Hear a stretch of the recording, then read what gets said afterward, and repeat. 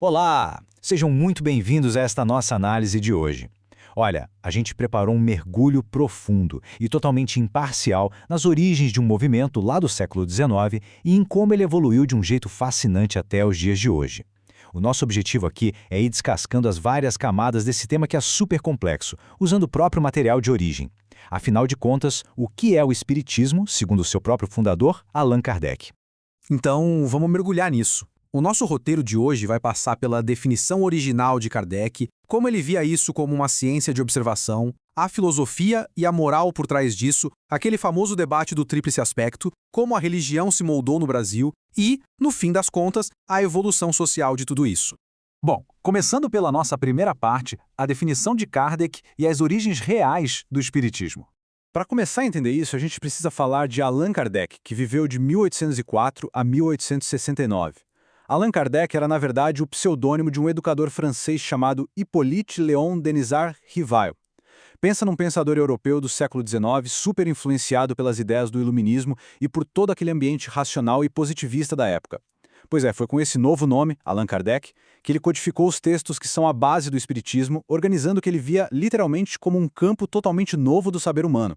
E a pedra angular dessa doutrina foi definida por ele mesmo com essas exatas palavras: uma ciência que trata da natureza, origem e destino dos espíritos, bem como de suas relações com o mundo corporal. Essa citação, que está logo no início dos estudos dele, entrega muito sobre a intenção original, na verdade. Ela enquadra essa nova doutrina puramente como uma ciência de observação e uma filosofia, e não como um sistema religioso místico, como muita gente imagina hoje em dia. O que nos leva ao segundo ponto: como o Espiritismo se estruturou como uma ciência de observação e um método analítico por trás disso. Para você ter uma ideia de como isso era visto na época, tem uma citação fantástica do astrônomo Camille Flammarion, que era um colega acadêmico do Kardec. Ele chegou a declarar publicamente o seguinte: o Espiritismo não é uma religião, mas uma ciência da qual apenas conhecemos o ABC. Os intelectuais daquela época costumavam ver Kardec meio que como o bom senso encarnado. O argumento principal dele era que aquele tempo de simplesmente aceitar dogmas inquestionáveis já tinha passado. A ideia era investigar o reino espiritual usando a mesmíssima seriedade e o mesmo rigor analítico que eles usavam para ciências da natureza.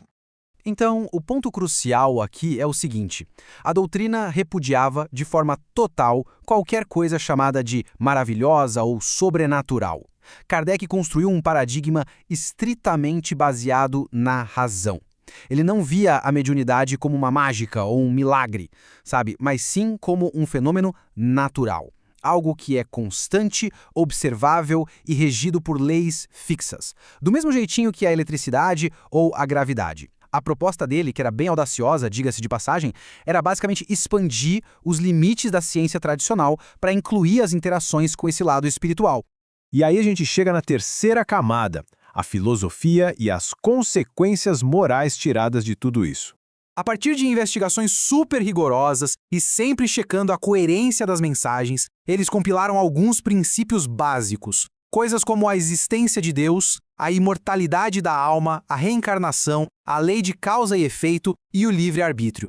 E o mais interessante, toda essa base foi montada sem depender das igrejas ou sistemas dogmáticos tradicionais. Como as próprias fontes originais mostram, para Kardec, deduzir que o espírito existia analisando uma mensagem era tão racional quanto você receber uma carta, ler fatos pessoais ali que só o seu melhor amigo sabe e concluir foi ele quem escreveu. É, no fundo, pura lógica indutiva. Como resultado natural desse método de observação, a estrutura moral que foi nascendo acabou se alinhando profundamente com a ética cristã. A pesquisa mostra bem claro que o Espiritismo se firmou como uma filosofia racional, baseada sim nos ensinamentos morais de Jesus. Mas tem um detalhe marcante aí: eles queriam que fosse uma filosofia totalmente livre do que chamavam de espírito de sistema, ou seja, nada daquelas teologias rígidas e impositivas. O grande foco passou a ser a transformação ética da própria pessoa e, claro, a busca constante pela caridade. O que nos empurra para a parte 4, o tríplice aspecto e o grande debate histórico em torno disso.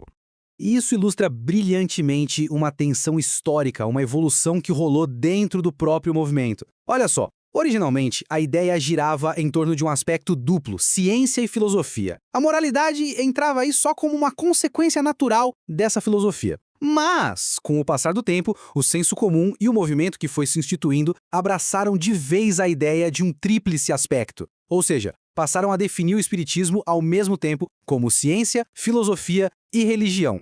Mas sendo bem fiel aos textos históricos, a gente nota que, lá nos últimos anos da vida de Kardec, ele até admitiu o uso do termo religião, mas estritamente no que ele chamou de sentido filosófico. Os documentos não mostram nenhum desejo dele de criar um culto convencional, sabe?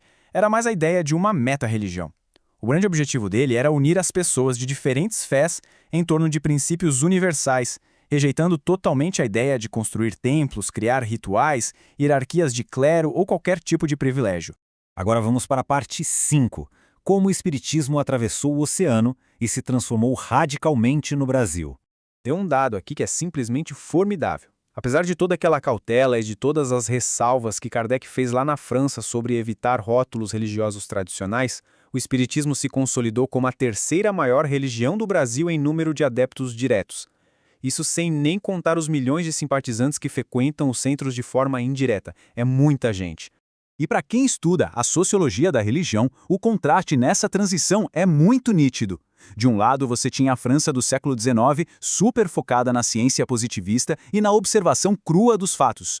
Do outro lado da balança, o cenário moderno brasileiro, que é marcado por uma prática extremamente devocional, muito voltada para o consolo emocional e para a caridade. Os estudos mostram que o nosso ethos cultural brasileiro, que já é naturalmente místico e afetivo, funcionou como grande motor que expandiu e consolidou de vez esse aspecto religioso da doutrina aqui na América do Sul. Isso nos traz a nossa sexta e última camada, a evolução da doutrina em direção à justiça social. Hoje em dia, a gente vê o surgimento de edições contemporâneas como a versão antirracista do livro O que é o Espiritismo e de coletivos modernos como Espíritas à Esquerda. Essas iniciativas mostram bem claramente como grupos atuais estão revisitando a literatura clássica através de lentes mais progressistas. Nesses meios, eles argumentam que aquela elevação moral coletiva proposta lá nos primeiros livros exige, como um pilar básico e negociável, o combate aberto ao racismo e um engajamento muito firme em prol da equidade social. O que é realmente interessante neste ponto é como acontece uma reformulação orgânica de conceitos fundamentais. A frase mais famosa da doutrina no mundo todo é: fora da caridade não há salvação. Mas, sob a ótica de alguns desses coletivos atuais que atuam no Brasil, ganha muita força o lema: fora da justiça social não há salvação. Pela análise deles, a verdadeira caridade nunca pode ser só um band-aid que ignora o problema real. Ela precisa estar diretamente ligada à coragem de enfrentar e desmontar de vez a opressão estrutural na sociedade.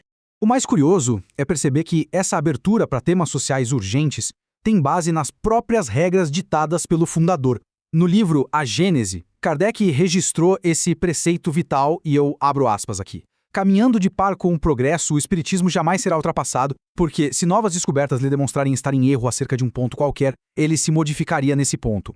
É justamente esse estatuto de manter uma flexibilidade científica que embasa a absorção de pautas contemporâneas pelos adeptos atuais, sem que eles sintam estar quebrando a tradição original.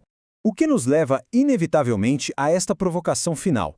Depois de olhar para toda essa imensa jornada de mais de um século e meio, qual seria o maior legado do Espiritismo? Será que ele repousa naquele pioneiro e ousado esforço de Kardec de tentar mapear cientificamente o universo espiritual? Ou será que o seu verdadeiro valor histórico vive hoje no seu enorme impacto moral, filantrópico e religioso que nutre a vida de milhões de seguidores pelo mundo afora? A riqueza dessa dupla identidade é o que torna tudo isso tão fascinante, não é mesmo? A gente espera que essa análise tenha te ajudado a entender um pouco melhor esse universo. Muito obrigado por acompanhar e continue sempre sendo guiado pela sua curiosidade.